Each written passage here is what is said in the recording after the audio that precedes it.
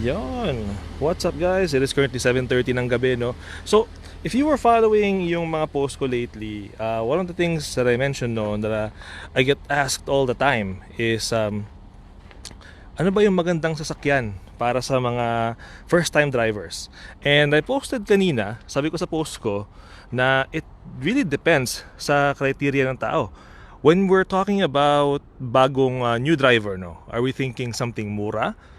Something na maraming safety features, something na madaling i-park, madaling i-drive.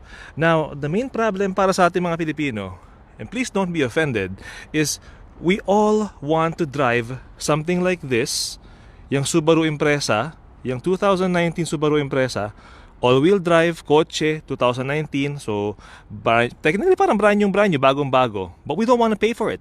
Diba? We want to drive something like that pero gusto nating bayaran 150 bi-weekly. You want to drive a Tesla and then you think you can afford this for $200 bi-weekly. So let me give you guys a basic idea of what I think is a good vehicle for a new driver. New driver in the sense of financially, new driver in the sense of safety, new driver in the sense of easy maintenance, tsaka low cost of ownership. And what I'm gonna recommend is the tried and trusted nating lahat na Toyota Corolla. So again guys, maraming iba-ibang kotse, depende sa budget mo, depende sa kung anong ma-afford mo. I wanted to focus on this one here kasi I think this unit here has a lot of great features na I would say, you can find when you're looking for a vehicle and you are quote-unquote bagong driver. Now, let's focus on those three aspects na binention ko. Number one, new driver in terms of pricing. So, syempre, pag new driver ka, again, for most of you guys, I guess, pag new driver gusto nyo mura yung sasakyan para in the event na mabangga, maaksidente, o ano man, hindi ka manghihinayang, right? You don't want to spend $35,000. Again, I'm not speaking for everybody, but for some people, don't want to spend $35,000 or $40,000 kung first time driver sila. Kasi nga, natatakot sila, may maaksidente sila, sayang yung sasakyan nila. Now, the reason I'm mentioning this Corolla is because price point wise, this one here is less than $20,000. Itong Corolla na feature ko ngayon guys is a 2017 Toyota Corolla LE B package and ang presyo po nito is $16,998. So, price point wise, very close for a lot of people kasi an affordable car is $15,000. So ito is only a little bit more, right? $16,998. Now, the second thing I'm gonna mention with a car like this, why I think it works for a lot of new drivers is because yung age niya. If you combine the age na 2017, so 2017, 2018, 2019, majority of banks, pag ifa-finance mo siya, papayag sila na bigyan ka ng 84 months. And para sabi ko nga sa inyo palagi, the longer the amortization, mas mura yung magiging bi-weekly. And para sa ating, I guess 95% of all of us, 'di ba? Lahat naman tayo naka-budget palagi ang ating car payments, naka-budget ang insurance. So, we're very sensitive sa mga bi-weekly payments natin. So, if you're a new driver, for example, if you live in Alberta and maganda ang credit mo, again, these whole payments that I'm gonna give you guys is based kung maganda ang credit mo. Kung maganda ang credit mo and you live in Alberta na 5% GST lang, itong sasakyan na ito, you're only looking at paying $127 bi-weekly. So siguro naman kahit sino kaya magbayad ng $127 bi-weekly kung nagtatrabaho ka sa Alberta, considering the fact na yung minimum wage natin is 15 per hora. If you live in Saskatchewan na merong 6% PST, again, still very affordable. If we take advantage of the fact na it is a 2017 at pwede mo siyang i-finance ng 84 months, you're looking at around 136 bi-weekly. And if you live naman sa British Columbia, where the PST 7%, again, still very affordable, no? If you were a BC resident and if finance mo yung coaching to, for 84 months, you're looking at 138 bi-weekly. So mapa Alberta, BC, Saskatchewan ka man nakatira, kahit Manitoba, you're not paying more than 150 bi-weekly for a car like this. So that covers yung price. Mura siya in the sense na madali siyang i-finance kasi 2017. Papayag ang bangko na ibigyan ka ng 84 months. Whereas, for example, again, for a lot of bargain shoppers, ini-insist nila, mura, luma. Kahit 2010 lang kuya, kahit 2011 lang kuya. problem kasi sa mga sasakyan na yon, masyado po silang luma. Hindi sila ifa-finance ng bangko. And kung fa-finance man sila ng bangko, ang interest rate naman nila nasa mga 8%, 7% pataas.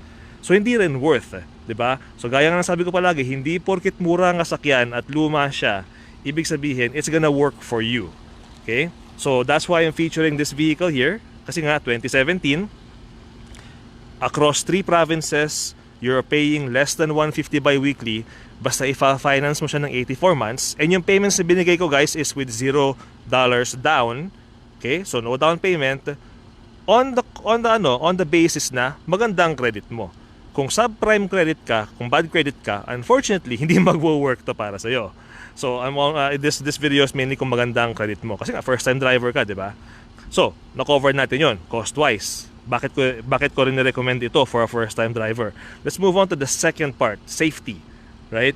The problem with sa ating mga Pilipino kasi mahilig tayong bumili ng luma, kahit na yung mga lumang sasakyan wala na masyadong safety features kumpara sa mga bagong sasakyan. Again, kasi nga pera, 'di ba? You were always thinking luma is better kasi nga mas mura. Sinasacrifice natin yung safety. The good thing with a 2017 vehicle like this, no, again, focusing on this one as an example, the good thing with this one here is the 2017 year ng Corolla, they went through a slight redesign sa itsura sa harapan, and they also, I believe that's the year na they started including yung Toyota Safety Sense. Okay? So yung Toyota Safety Sense, I'm gonna show you guys sa loob.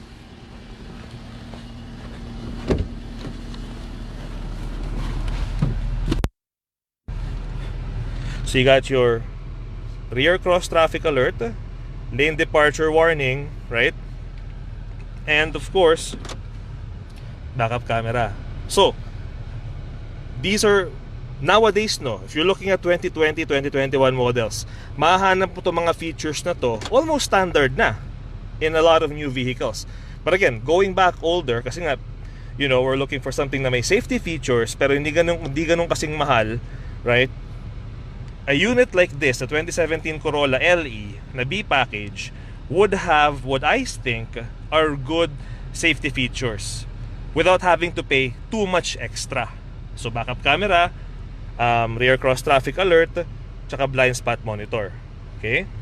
And aside from that, of course, with the modern construction ng sasakyan comes modern features, modern safety features. So you get more airbags, more crumple zones in the event of a crash. Yung mga ganong klaseng bagay that you take into consideration if you're thinking safety. Kasi first time driver nga, di ba? First time driver, gusto ko ng sasakyan na safe. So again, something like this would have those safety features na normally you would have to pay extra for. So it's always a good option to have. Now, let's deviate a little bit. We were talking about safety. I want to point out features naman. Kasi syempre, of course, sino ba naman sa atin ang gusto mag-drive ng sasakyan na sobrang basic, di ba? Nobody wants to do that. Pero of course, sometimes, wala tayong option. Yun lang talagang kaya ng budget. If you're very heavy on features, kung mahilig ka sa features, you want to have some modern features sa sasakyan mo, that's when I strongly suggest considering mga older models, right? And I get this question asked all the time, right? I have a lot of clients minsan na gusto nilang bumili ng brand new na sasakyan, and I always tell them you could be spending $25,000 on a brand new 2021 Honda Civic LX when in fact pwede mong gamitin yung $25,000 na yan, ilagay mo sa isang 2017, 2018 na Honda Civic, makakahanap ka pa ng mas mataas na trim level, mas maraming features. So for a vehicle like this, right, again, price point wise, less than $20,000, by weekly payments, less than $150, meron ka ng alloy rims, meron ka ng sunroof, meron ka ng heated seats, meron ka ng backup camera, and meron ka ng magandang headlights. Yan yung naging parang signature ng Corolla na ako admittedly talo ang Civic dito. Yung headlights ng Corolla, kahit base model to na LEB package, no, mas maganda yung headlights niya kumpara sa Civic. So again, finding that right balance of ano yung magandang features with the good price point, right, if you're a new driver. Okay? Now, aside from that, since we are talking about safety, one thing I always recommend nga that you guys always do, bibili kayo ng used na sasakyan, is to always look dun sa Carfax report ng sasakyan. So, in this example here, on this Corolla, this specific one, ito yung kanyang Carfax report. So, I'm not sure you guys can see it, but As you can see, no accidents, damage records found. So makahanap ka ng kasakyan na yun nga, less than $20,000, right? Low, medyo reasonable ang kilometers. This one here, I believe, is 67,000 kilometers. Tapos pinaka-importante, no accident damage records found. I think that's a good deal, right? So safety, malinis ang record, wala siyang damage, hindi siya na-involve sa collision or anything.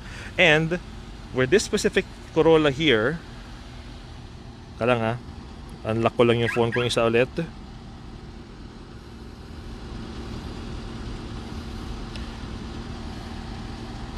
And this specific na Corolla here, guys, it's being advertised with, oops, hindi nag-auto-focus yung camera ko eh, sorry. Not sure yung kita nyo, but it's being advertised with a winter tire package. So again, you don't always find this, but the previous owner, sinama yung kanyang set ng winter tires sa sakyan. So again, those are the things that you have to look for. Titingin ka ng used na kotse, no? Right?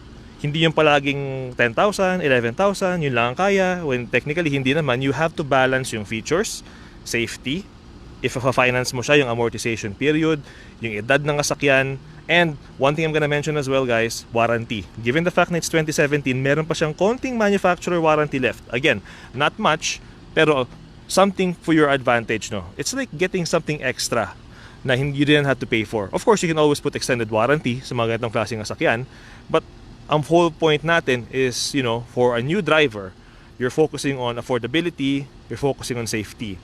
Now, moving on sa third point naman natin, given the fact that it is a Toyota, and alam naman natin, Toyota, Honda, right, number 1, number 2 in the world, is number 3 for a new driver to consider is yung cost of ownership.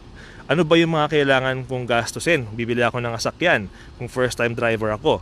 Right? You could buy something like I don't like doing this, pero example lang. For example, 2015 Dodge Dart. Mura. I think 12 lang ata, 12,000 lang to eh. But you know na it's a Dodge Dart. Right? It's a Dodge, it's domestic. Ibig sabihin, malamang at soon, very soon in his lifetime, magkakaproblema na yan. Either makina, sa parts, or whatnot, diba? So mura nga, 2015, right? 12,000 lang yata ito. But cost of ownership, mas kampante ako personally, no, as a professional, to recommend a Japanese car, especially Toyota, Honda, Subaru, kumpara sa mura nga pero hindi mo alam kung baka bumigay soon. Like for example ito, Dodge Dart, 'di ba? So you have to consider those things. Now the one thing with the 2017 Corolla, right? When I mentioned cost of ownership, the main two things na kailangan mo lang gawin for a Toyota Corolla or even a Honda Civic, guys, are two things in a year: oil change and tire rotation. And I believe for the Toyota brand itself, no, they bumped up yung kanyang oil change requirements. It used to be every 8,000 kilometers. I think they bumped it up to every 16,000 kilometers na. So imagine mo yun, one oil change a year, one tire rotation, depende kung gaano ka frequent magbiyahe. That's mainly your cost of ownership, right? So on the Toyota Corolla, on the Honda Civic, right, yun ang mga isipin mong cost of ownership. So again, stuff to think about and consider, right, if you are a quote-unquote new driver. So that's why I wanted to focus on this specific Corolla here kasi it covers everything sa tatlong criteria natin. Cost-wise, payments-wise, diba? Safety, which also has a lot of features, tapos malinis pa yung Carfax, and cost of ownership. Mura siyang i-maintain, it's cheaper to own, right? A lot of people kasi, sa ating mga Filipino, no, like we want the nice fancy stuff, we don't want to pay for it. I'll give you guys an example. Look at this BMW sa harapan natin. This X5, I think this is an X5. Hindi naman natin yung makakaila. Kahit siguro, actually no, hindi ako mahilig sa luxury eh. Many people sa ating mga Pilipino would love to drive a BMW. Yung social status, yung impression na mayaman ka, may pera ka. But do you guys know how expensive it is na i-maintain ang cost of ownership ng isang BMW? First and foremost, gas. Kailangan premium ang gas nito palagi. Oil changes nito, mas frequent. Oil change, full synthetic, right? I mentioned it to you guys before, but my sister, meron siya dating 2017 Mercedes-Benz Blue Tech, so yung diesel na all-wheel drive na SUV, and maintenance-wise, she was spending $700 every time i-maintain niya. $700 to drive a luxury vehicle, right? Where, again, cost of ownership, if you're looking at Toyota or Honda, magkano ang oil change for something like this? A 2017 Corolla. Wala pang 100, di ba? Wala pang 100 ng oil change. Tire rotation siguro mga 120, 140. And that's pretty much all you have to spend regular maintenance wise for a vehicle like this. So you have to consider those things when you are shopping for a vehicle. Everybody wants to drive the fancy cars, the Tesla, the BMW. Kung hindi mo afford, hindi mo kayang bayaran, wag mo ipagpilitan, right? Especially if you're a first-time driver. Kung ano lang yung kaya ng budget. And that's what I'm here for, guys. You know, I'm here to work with you sa budget ninyo to make sure you get, you know, the best vehicle that has the most options na magkakasya dun sa budget ninyo. Pag hindi talaga kaya, hindi natin ipipilit. So, to sum everything up, ano ba yung marirecommend ko na magandang sasakyan for a first-time driver? If you're looking for your first vehicle mo, and you are a first-time driver, focus on 3 aspects. Price point-wise, right?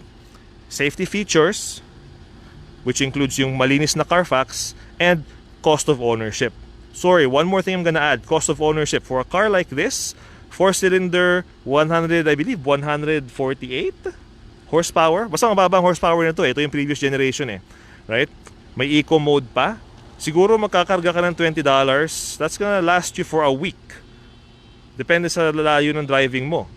And you don't have to put premium. Regular gas lang, okay na. So you have to consider those things if bago kang driver and you're looking to buy your first car. Okay? Huwag ka masyado magtingin-tingin ng mga mamahalin, parang yung Subaru Impreza or yung BMW or you know, for example itong brand new RAV4 na di-deliver natin bukas, right? Yung mga ganyang klaseng sasakyan, hindi mo yan makukuha ng 150 bi-weekly. Hindi mo yan makukuha ng 100 bi-weekly. Okay? Mga 120, kung less than 200 ang budget mo bi-weekly, wag mong isipin muna yung mga ganyang klaseng sasakyan. Yung Jeep Grand Cherokee natin, napupunta ng BC. Right? You can't get those kind of cars kung ang budget mo ay 100 bi-weekly, 200 bi-weekly. I hate to say it, but that's the truth, right? Kung gano'n ang budget mo, you have to look at a car. Something like this. Something like a Toyota Corolla or a Honda Civic. Diba? So let's stay reasonable, let's stay practical. If you're a new driver, you're looking for your first car as a new driver, I gave you guys some pointers of what to look for. So I hope magamit ninyo siya for your car shopping, no?